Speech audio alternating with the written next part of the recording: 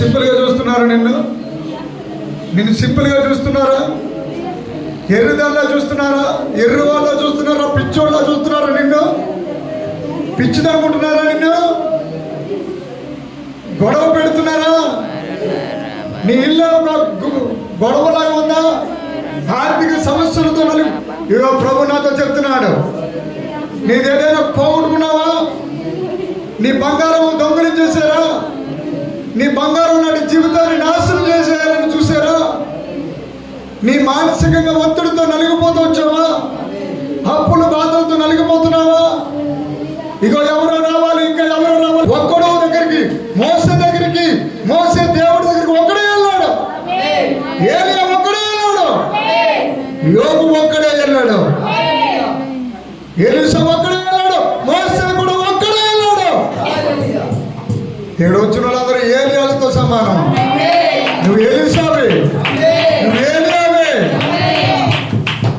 నా కుమారుడా, నా కుమార్తె, నీవు ఏలియావే. ఎవరు నీ ఎదురుగున్న కోరావు, దాతాను, అభిరాములు నిన్ను శోధిస్తున్నారా?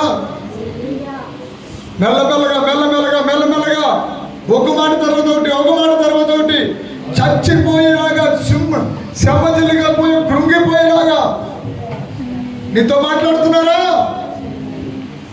బిడ్డలారా మాట్లాడుతున్నాడు దేవుడు. మీ అందరితో మాట్లాడుతున్నాడు. సార్వత్రిక సంఘంతో మాట్లాడుతున్నాడు. ఉద్యోగాలు రావాలనుకుంటున్నావా? నా కుమార్తె శైలిలో నీకు ఉద్యోగం రాదనుకుంటున్నావా? నీకు ఉద్యోగం ఆల్రెడీ దేవుడు ఇచ్చేసాడు. చెప్పండి దేవుడు. నీ వ్యాపారాలు, నీ యొక్క ప్రయత్నాలు, నీ యొక్క తలంపులు ఎక్కడ ఆగిపోతున్నాయి అనుకుంటున్నావా? ఇస్సాకు ఇప్పుడే దేవుడు నిన్ను ఒక కృపతో నింపుతున్నాడు. దేవుని కృప మీ అందరి మీద వస్తుంది. పుష్పవతి గారు, దేవుని కృప మీరు పొందుకుంటున్నారు. సత్య, దేవుని యొక్క కృప మీ మీద వస్తున్నాయి. సాక్షి, దేవుని కృప మీ మీద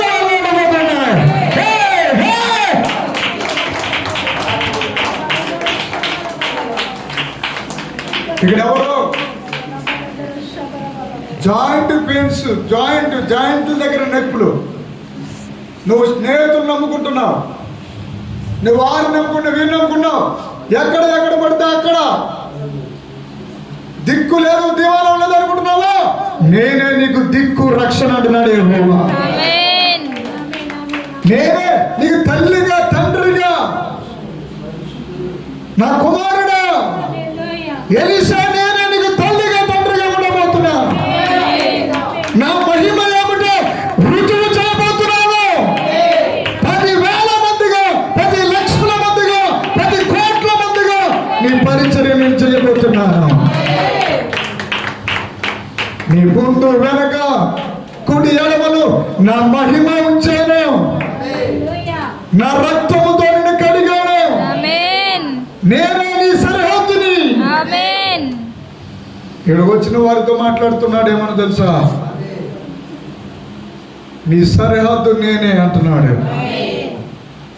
అందరూ నా వైపు చూడండి. అందరూ నా వైపు చూసారా? ఇలా అనుకోండి. ఈ ఏళ్ళు కలాలి, వెనకాల ఏళ్ళు కలాలి. నీ సరిహద్దు నేనే అంటున్నాడు యేసయ్య. నాకేమో తెలియదు కానీ మీకు మాత్రం ఈ నెలంతా డబ్బులు ఇవ్వబోతున్నాడు యేసయ్య.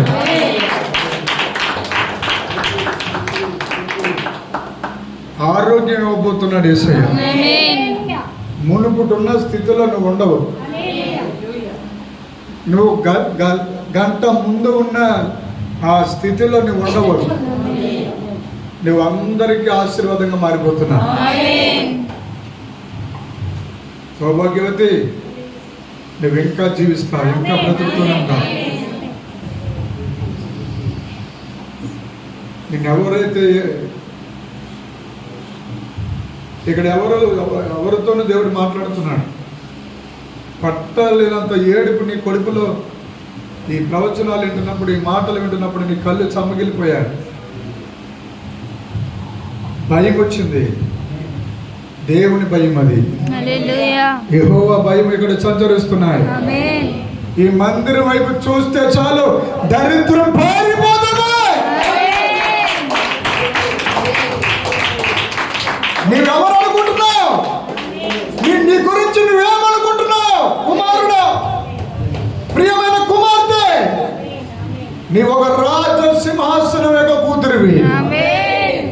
మగుటం లేని మహారాజు నజరేయుడైన యేసుక్రీస్తుగా కన్న కూతురివి, కన్న కొడుకువి.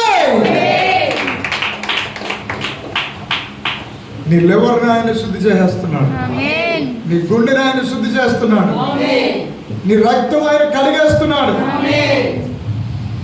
ఈరోజు కొంపల దగ్గర చాలా మంది కాలం గడుపుతూ వచ్చారు. ఇంటి దగ్గర ఉండే కాలం గడిపే వాళ్ళకి మీకు ఒకే కొలత ఇవ్వను. మీరెంతైతే కష్టపడుతున్నారో, మీరెంతైతే దేవుని దగ్గర నిలబడి దేవుని మహిమ వైపు చూశారో, అంతకు వేల రెట్లు నేను యెహోవానని రుజువు చేసుకోబోతున్నాను. మీ మధ్యలో, మీ మధ్యలో, మీ మధ్యలో. నేనెందుకు తక్కువ చూసుకుంటున్నావు?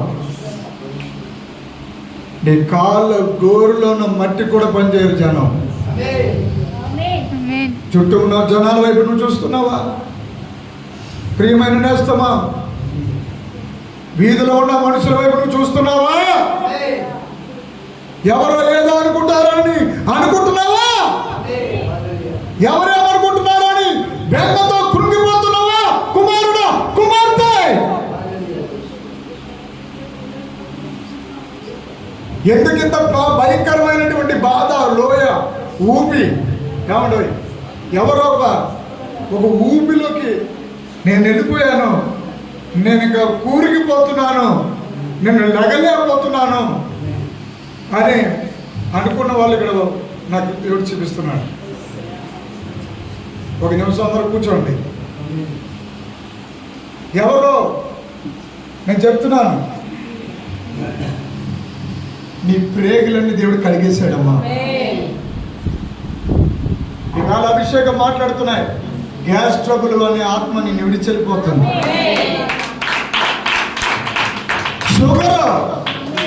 షుగరు దాని పొగరంతా దేవుడు ఇరిచేశాడు. BP, high BP, low BP, వాటి పొగరంతా దేవుడు ఇరిచేశాడు.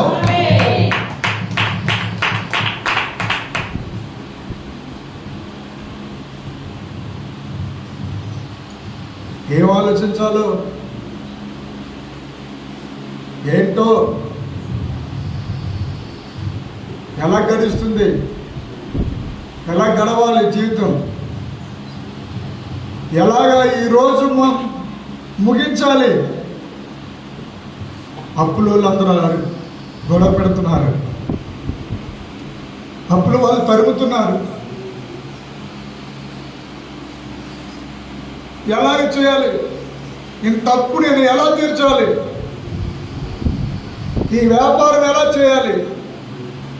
ఈ ఉద్యోగం ఎలా చేయాలి? ఈ వ్యవసాయం నేను ఎలా చేయాలి? ఈ ఇల్లుని ఎలా నేను చక్కబెట్టాలి? ఇల్లు నేను చూడనా? ఒక పక్కన నా ఆరోగ్యాన్ని చూసుకోనా? ఒక పక్కన వినబడుతున్న నిందలు, వినబడుతున్నటువంటి గాయాల వైపు చూడరా? దుష్ట సాంగత్యము మంచి నడవని చెరిపేస్తుంది. ఈ లైవ్ చూస్తున్న నీతోనే దేవుడు మాట్లాడుతున్నాడు. దుష్టులతో సహవాసం చేస్తున్నావా? నువ్వు దేవుడికి దూరం అయిపోతావు. వ్యర్థమైన పనికిమాలిన మాటల వైపు నువ్వు చెమేడుతున్నావా? నువ్వు కొన్ని రోజులు ఎలా తయారైపోతావు? దయ్యాలు, అపవిత్రాత్మ, ఆశీర్వాదం లేని వాళ్ళతో, దేవుని అభిషేకం లేని వాళ్ళతో స్నేహం చేస్తావా? కొన్ని రోజులకు నువ్వు కూడా అలాగే మారిపోతావు. జాగ్రత్త, జాగ్రత్త. కుడి ఎడమలకు అలిసిపోయి, సమస్యలు పోయి, కృంగిపోయి, వేసారిపోయిన వారితో దేవుడు మాట్లాడుతున్నాడు. నేను నిన్ను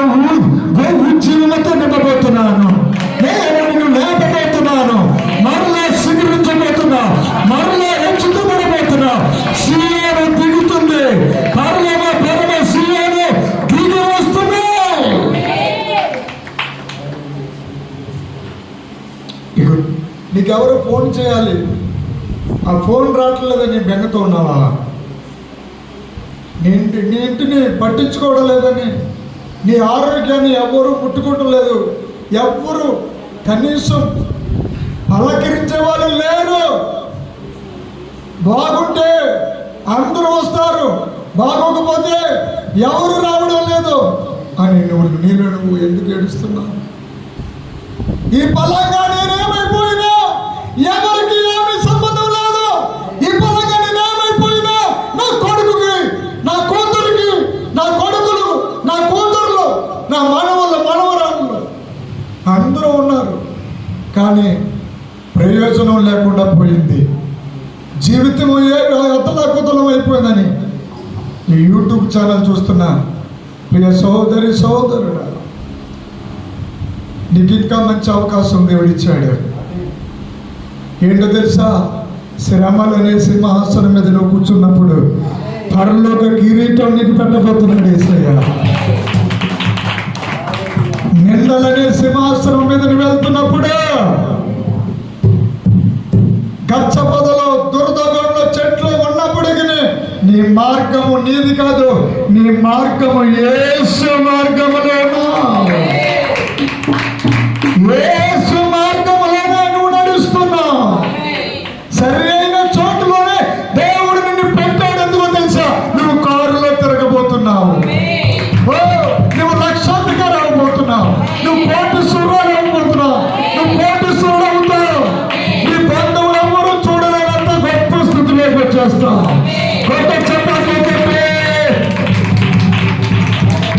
త్రాగుబోతులు, తిరుగుబోతులు, వ్యభిచారులు, అక్కడక్కడ ఇక్కడక్కడ తిరుగుతున్నటువంటి చెప్పుడు మాటలు, చెల్లని శక్తి, శాతమని శక్తి, ప్రతిదీ యేసు క్రీస్తు ప్రభువుని ఇరిచివేశారు, ఇరిచేశారు.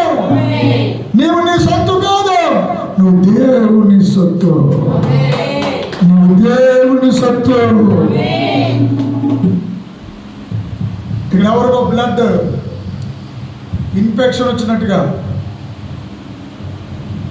ఏదో ఒక వేదన, నిద్రలో మెలకువ రావడం, చట్టలో నొప్పి,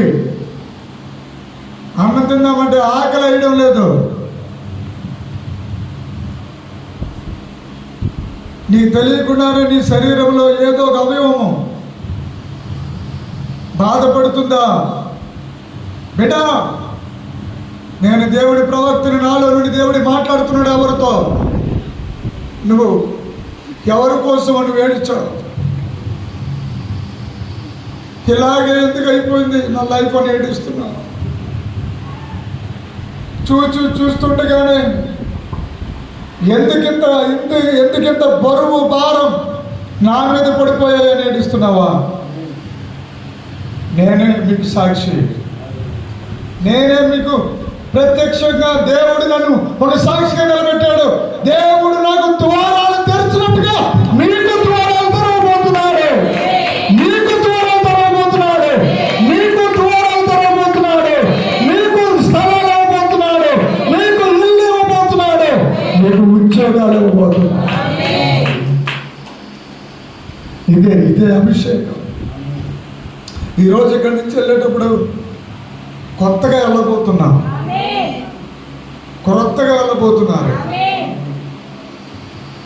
అలా పక్కనే మంచం మీద అలా ఉరగగానే నీకు మంచి నిద్ర వచ్చేస్తుంది.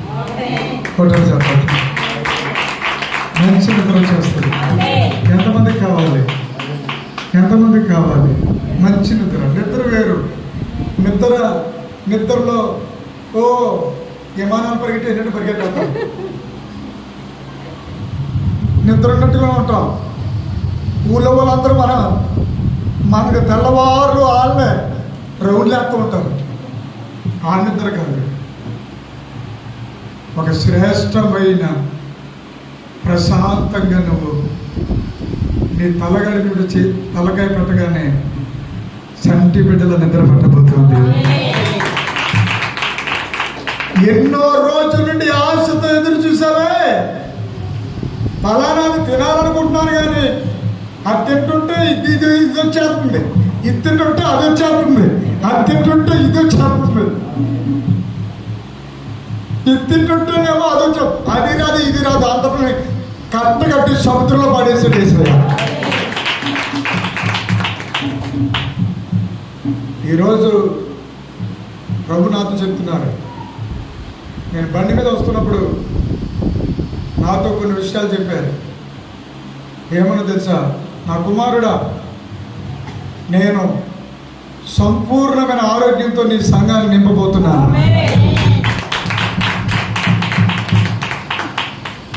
పట్టజాలనన్ని విస్తార దీవెనలతో నింపబోతున్నాను. రెండో మాట, శత్రువులు చూస్తూ ఉండగానే తలపైకి ఎత్తబోతున్నాను. మూడో మాట, ఏ భయము లేకుండా, ఏ కలవరము లేకుండా వారి కుటుంబము వృక్షములాగా ఉండబోతుంది. పక్క వద్ద చేయకండి, ఇవ్వండి. మన ఇల్లు చెప్పాలి చెప్పాలి, నీకు ఎవరు లేరా? చేయకండి కూడా. మన ఇల్లు, హల్లెలూయా, మన ఇల్లు. నీకెవరు లేరా? మన ఇల్లు, హల్లెలూయా, మన ఇల్లు, హల్లెలూయా, రాజభోగంగా ఉండబోతుంది. హల్లెలూయా, మన ఇల్లు రాజ కిరీటంగా ఉండబోతుంది. మీకు ఎవరు లేరా చేయడానికి? హల్లెలూయా, మన ఇల్లు, హల్లెలూయా. ఎవరు లేరా చేయడానికి? హల్లెలూయా, ఎవరు లేరా? హల్లెలూయా, హల్లెలూయా, హల్లెలూయా, హల్లెలూయా. రాజ కిరీటంగా ఉండబోతున్నావు కుదురా.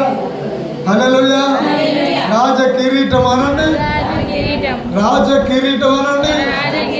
కిరీటము, కిరీటం, కిరీటం ఘనతకు గుర్తు. నిన్ను సన్మానం చేయబోతున్నా, మిమ్మల్ని సాల్వతో కలిపి సన్మానం చేయబోతున్నా. రోజు అతి త్వరగా దగ్గరలో ఉంది. నిన్ను ఈ ప్రపంచం చూసి వాహా ఏ బిడ్డలరా అని మిమ్మల్ని అడగబోతున్నాను.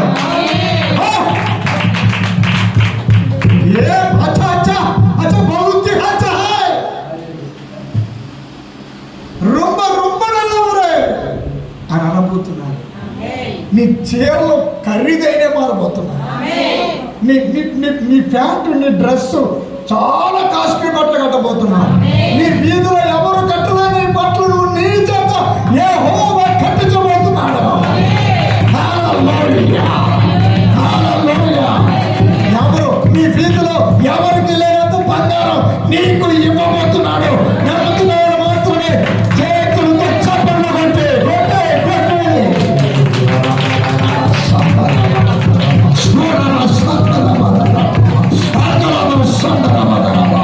ఒక్క నిమిషం కళ్ళు మలుచుకునే